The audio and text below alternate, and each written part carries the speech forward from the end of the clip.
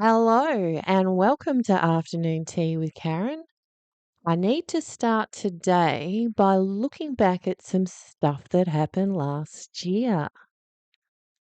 Farming organisations have spoken out against the Albanese government's plans to phase out the live sheep export industry. Agriculture Minister Murray Watt has announced an independent panel will lead the consultation process to assist in fulfilling Labor's election promise.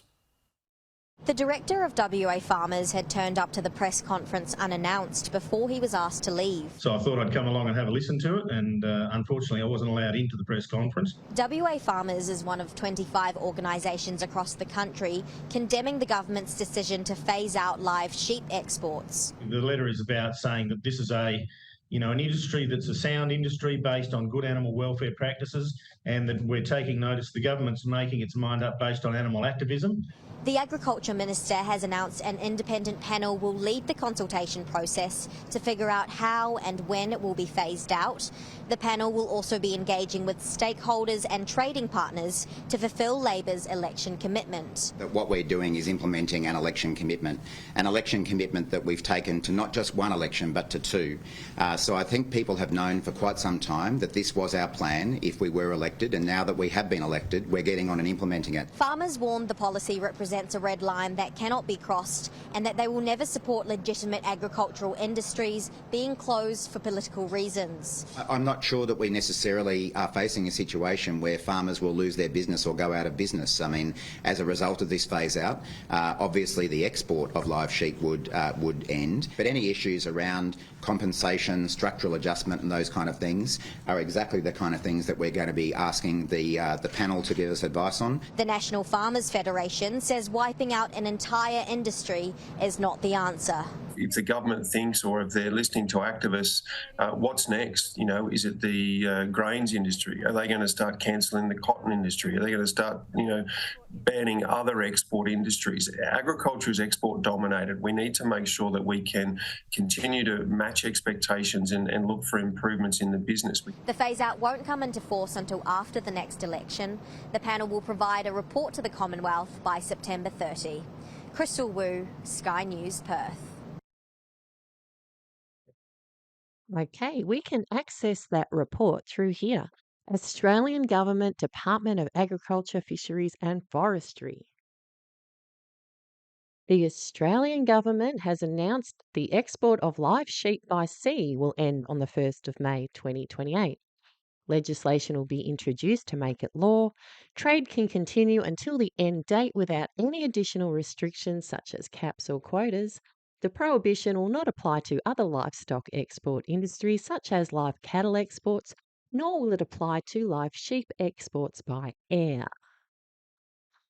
I wonder how many sheep you can get on a plane. Anyway, these decisions are consistent with the recommendations of the independent panel provided to the Minister on the 25th of October 2023.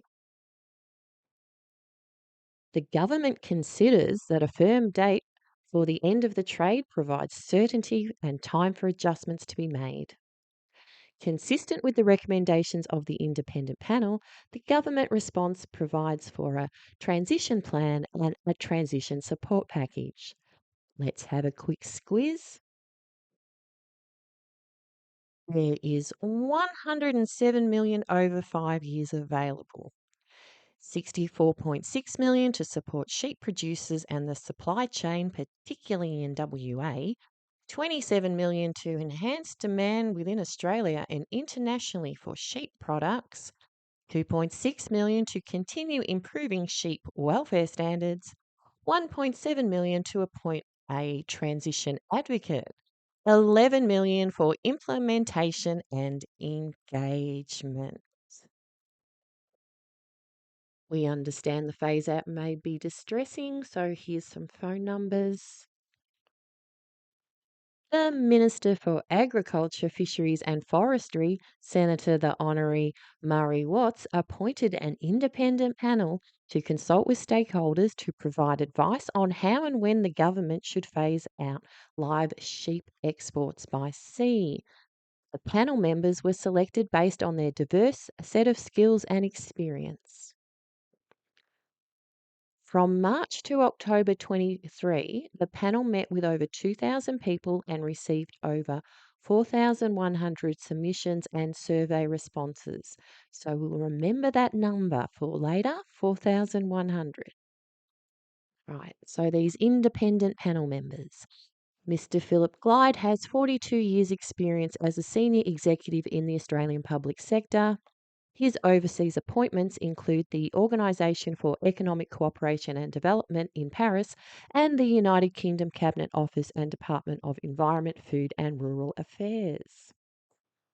The Honorary Warren Snowden is a former federal minister with over 30 years' experience in government. He has served as a parliamentary secretary and a shadow parliamentary secretary. Miss Sue Middleton is a farmer and respected agribusiness leader. She won an award highlighting the importance of agriculture tackling greenhouse gas emissions. Miss Heather Neal has extensive experience in public policy, regulation, and reform in the areas of social change. Prior to this appointment, she was the CEO of the RSPCA. And we can click on here to get the report, which I'm not going to go all the way through, but will reinforce in the last paragraph here, confirm the government's intention to deliver on its election commitment, and the table of contents so you can see what's in it. La la la la la. La la la la la. La do do do do. Right, got the idea. So in the executive summary up the top, second sentence, the trade was valued at 76 million in 22 to 23. And in this bit, public surveys. In May 2023, the RSPCA released polling it had commissioned, which found 71% of Western Australians support the Australian government policy to phase out live sheep export by sea. This includes 72% of people in the city and 69% in the country. Do you think they polled everyone that lives in Western Australia? Anyway, let's catch up on what's happening now. Labor's decision, let's change tack here, to ban live sheep exports by 2028 has not gone down well, as it wouldn't, with farmers. The demonstrations that they had late last week in Perth were extraordinary. A convoy, including over 1,000 trucks, took over the Perth CBD to demand the government reverse the decision. Joining me now to talk about the impact this would have on the farming community in WA is John Hassell, WA Farmers President. John, were even you surprised at the turnout late last week, or is that the level of anger? Oh, massive anger throughout the bush. It's not just the farmers, it's the shearing contractors, the trucking contractors.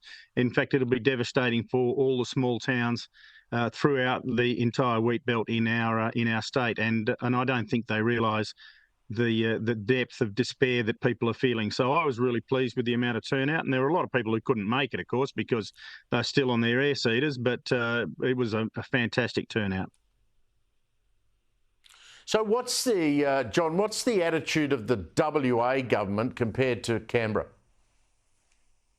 Oh, chalk and cheese. I think Roger Cook has come out and said that even they'll target the marginal electorates if they don't change their tune. So, that's something that we're planning on doing. We've got, a campaign going with www.keepthesheep.com.au to raise money, to raise awareness in the 5 marginal electorates, and even the new electorate of Bullwinkle. We're going to target all of those to try and get people to change their tune about how they vote, because this is a really rotten decision based on a backroom deal with the Animal Justice Party, and I think we can't afford to have politics run on that basis, because everything will be up for grabs if we do. Excuse me, John, but it's not just the Animal Justice they're after you. It's Labor's bedfellows, the Greens. So number 6, an end to the export of live animals for slaughter, consumption or profit. While we're here, check out number 8, what they're coming for next.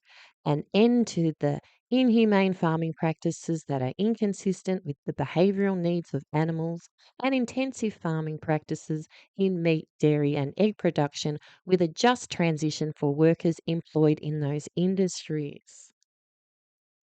And they reinforce it down at number 35, an end to the cruel management practices associated with the meat, egg, and dairy industries.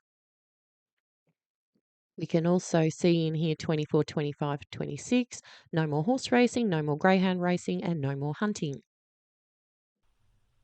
I love the slogan, keep the sheep. I think it's fantastic.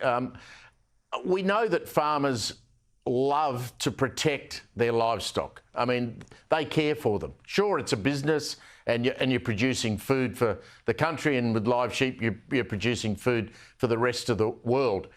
Why do Labor politicians always not understand this? I mean, I mentioned at the beginning of the program, you can go back to when the former Rudd Labor government banned live cattle exports to Indonesia, and that decimated the industry for a long time.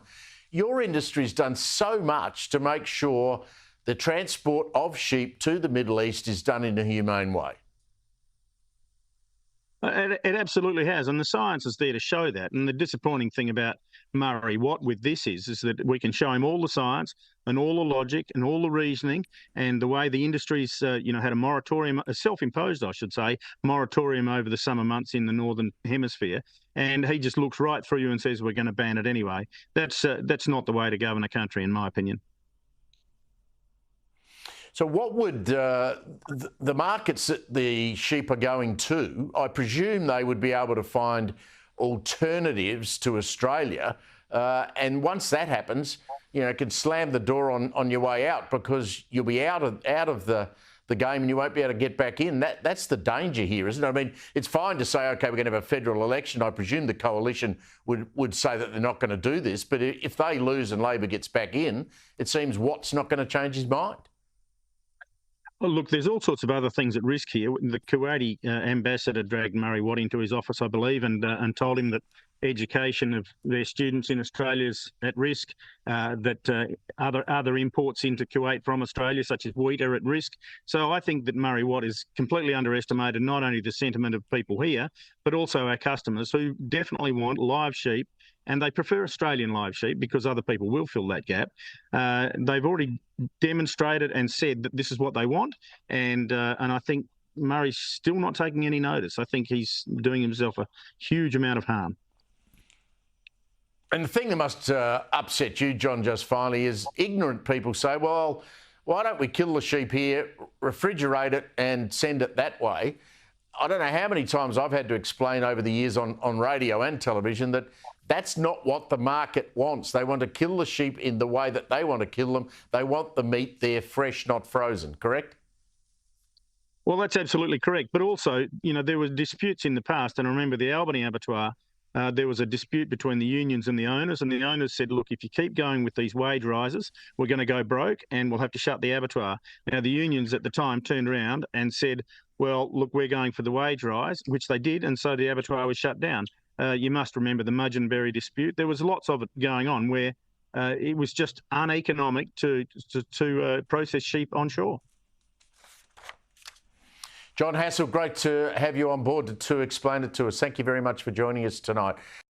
I wonder if any of these people have seen a sheep, like close up, real life and all that, not just in a picture. Anyway. Right. So that's what's going on in Western Australia. That'll do. See you later. Bye.